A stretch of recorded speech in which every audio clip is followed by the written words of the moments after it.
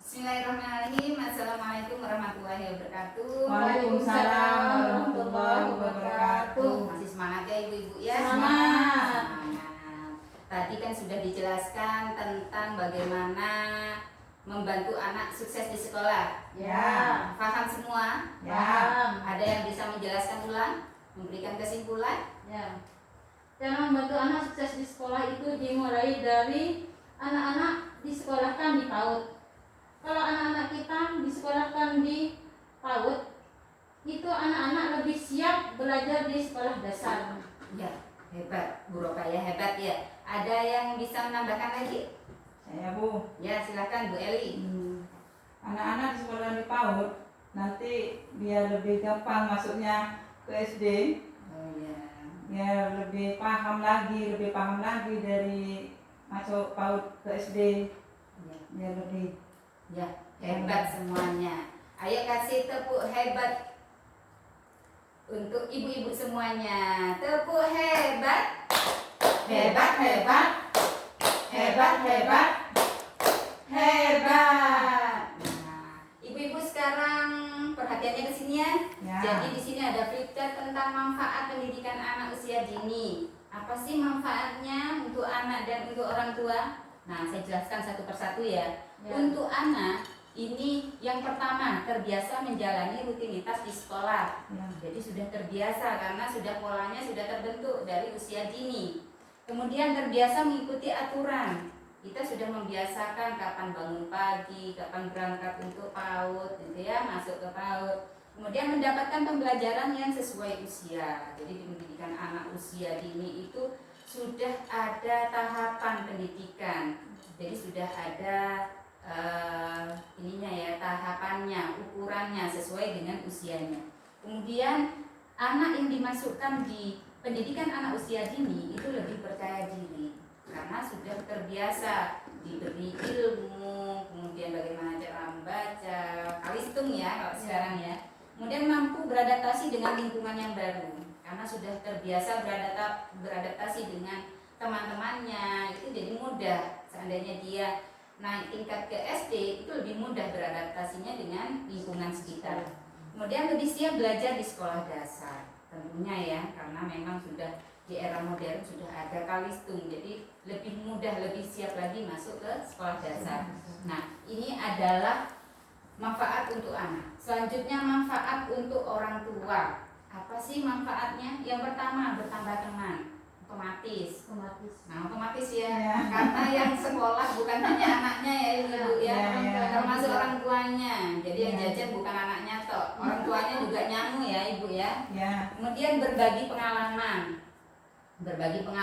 Jadi waktu ibu-ibu ngumpul sharing antar ibu, gimana sih biar anaknya cepat nyantol belajarnya di rumah itu gimana. Nah, akhirnya banyak sharing ya. Kemudian memiliki waktu untuk melakukan kegiatan rumah tangga. Nah, kadang tidak semua anak ditungguin ya di sekolah. Kadang saat diantarkan, cukup diantarkan, setelah itu langsung pulang ya ibu. Nah, langsung bersih-bersih rumah ya. Nah, kemudian bisa bekerja untuk mendapatkan tambahan uang. Ada sebagian ibu-ibu yang setelah mengantarkan anaknya itu bisa jualan, bisa bekerja yang lain ya ibu-ibu ya. Jadi untuk tambahan uangnya bisa. Kemudian belajar cara mendidik anak dari guru. Jadi pada saat kita mengantar anak untuk masuk ke pendidikan anak usia dini, jangan kita hanya ngerumpi saja loh Bu ya. Jadi kita juga melihat bagaimana cara mendidik anak usia dini dari seorang ibu. Jadi kita bisa mengganti posisi guru. Nah, orang tua adalah madrasah yang utama, namanya seperti itu ya. Paham ya tentang manfaat pendidikan anak usia dini ya. Kemudian saya lanjutkan cara membantu anak sukses di sekolah. Ibu-ibu, jadi kalau misalkan ada anaknya yang susah diatur, jangan sampai menyalahkan gurunya ya. Karena apa? Sekolah hanya 2-8 jam per hari Bu. Per 24 jamnya itu hanya 2-8 jam. Apalagi untuk PAUD paling lama itu hanya 2 jam. Sedangkan di lingkungan kita dan di rumah itu sebanyak 16-22 jam. Apalagi sekarang zamannya COVID ya. Nah, otomatis apa? kegiatan-kegiatan semuanya ada di rumah. Jadi orang tua, lingkungan itu yang paling berpengaruh terhadap pendidikan anak. Paham ya ibu-ibu ya? Ya. Jadi cara membantu anak sukses di sekolah. Nah, dengan yang pertama bertanya tentang perasaan dan pengalaman anak di sekolah. Jadi pada saat ada anak pulang dari sekolah itu juga ditanyakan, gimana nak tadi di sekolah, senang apa tidak? Nah, harus ditanyakan seperti itu. Kemudian memberikan semangat dan pujian kepada anak. Tadi nilainya bagus enggak? Nah, bagus bunda, misalkan seperti itu. Bagus, gitu. Jadi harus memberikan reward ya, memberikan penghargaan, pujian. nah, pujian. Jangan karena dia melakukan kesalahan baru kita perhatian, tapi kita juga memberikan perhatian pada saat anak kita membuat suatu kebaikan. Jadi berikan penghargaan. Bagus nak, besok belajar lagi ya, yang lebih rajin lagi ya, seperti itu ibu-ibu ya. Ya. Kemudian bantu anak menyelesaikan tugas dari sekolah. Membantu, bukan mengerjakan ya. Ya. Jadi sifatnya membantu, orang tua membantu. Kemudian membuat jadwal kegiatan setelah pulang sekolah, seperti buat kontrak terhadap anak. Nah, kalau habis sekolah enaknya ngapain? Habis sekolah langsung mandi ya. Nah, setelah itu makan, setelah itu bubuk ya. Nanti kita belajar lagi, habis itu main ya dek ya. Nah, seperti itu, membuat jadwal. Kemudian menjalin hubungan yang baik dengan guru di sekolah. Jadi membuat jadwal, menjalin hubungan dengan sekolah itu baik ya. Paham ibu-ibu semuanya ya? Ya, Bu. Kemudian sekarang coba lihat halaman 8, 9, dan 10 ya. Ya. Nah, ibu-ibu bisa enggak mempraktekkan di sekolah, di rumah? Bisa ya? Bisa. Harus bisa. Kemudian harus tetap bisa mempraktekkan, jangan hanya saat ini saja tetapi seterusnya. Kemudian menjadi orang tua yang lebih baik itu harus kompak dengan pasangan ya. Kemudian penuh kasih sayang, tidak melakukan kekerasan, mengetahui cara yang lebih tepat untuk mengurangi perilaku buruk terhadap anak, itu sangat penting. Kemudian memberikan perhatian yang lebih besar terhadap perilaku positif anak, itu yang lebih utama ya ibu-ibu ya. Kemudian memberikan kesempatan kepada anak untuk bermain dan belajar, karena usia dini adalah dunia bermain. Paham ya ibu-ibu ya?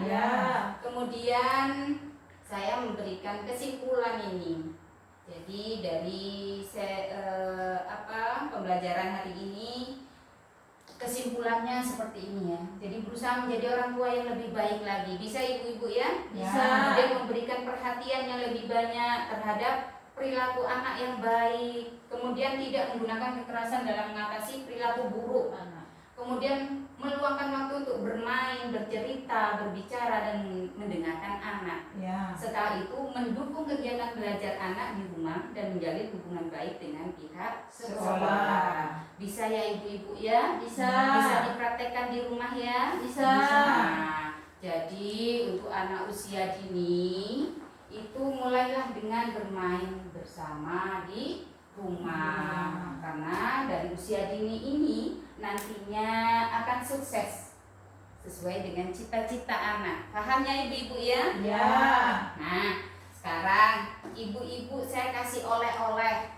Nah, ini dibuka, dipelajari di rumah oleh-olehnya bersama pasangan, sama bapak ya. Nah, ini dipraktekkan, dibaca dan dipraktekkan. Bisa ibu-ibu semuanya? Bisa.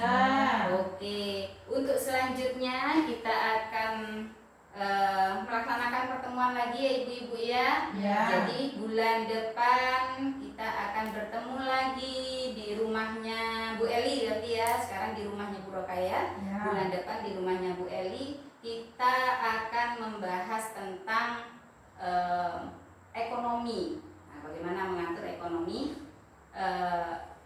keluarga di rumah.